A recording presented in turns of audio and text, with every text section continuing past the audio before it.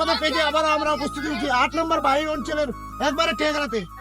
আমরা বিগত দিনে ঠিকাদারকে অনেকবার বুঝিয়েছি আপনি আমাদের রাস্তাটাকে করে দিন। আমাদের রাস্তার অভাব এবং আমাদের রাস্তার যে আপনি পরিস্থিতি করে রাখছেন, সেই পরিস্থিতি কাদা এবং অ্যাম্বুলেন্স যেতে পারছে না।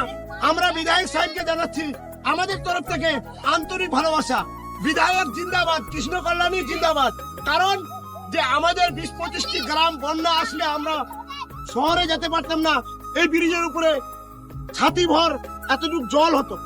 সেটা মাথায় রেখে কৃষ্ণ কল্যাণী সাহেব আমাদের এই ব্রিজটাকে করছেন। কিন্তু এজেন্সি এত হারো বলার পরেও আমাদের রাস্তাটা পাই পোস্টিং যে রাস্তাটা সেটা করেনি, মাটির রাস্তা করেছে। এই মাটি দিয়ে কোনোদিন গাড়ি যাবে না, এই মাটিতে কোনোদিন অ্যাম্বুলেন্স যাবে না। আমরা ওনাকে বলেছি ইটের টুকরা বা কিছু দিয়ে আপনি রাস্তাটাকে করুন। এজেন্সিকে আমরা ডিস্টার্ব করতে চাইনি। আপনি কাজ করতে আসছেন, ভালো কথা, আপনি কাজ করছেন, আমরা ডিস্টার্ব করবো না। আমাদের ডিস্টার্ব হলে আপনাকে ডিস্টার্ব করবো।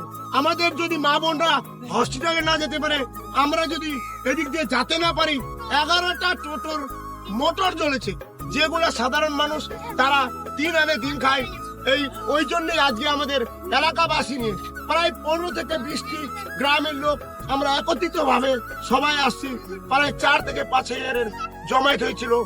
বিগত দিনে যদি রাস্তা না ঠিক করে এর থেকে বৃহত্তম আন্দোলনের আমরা আসলে আর কোনো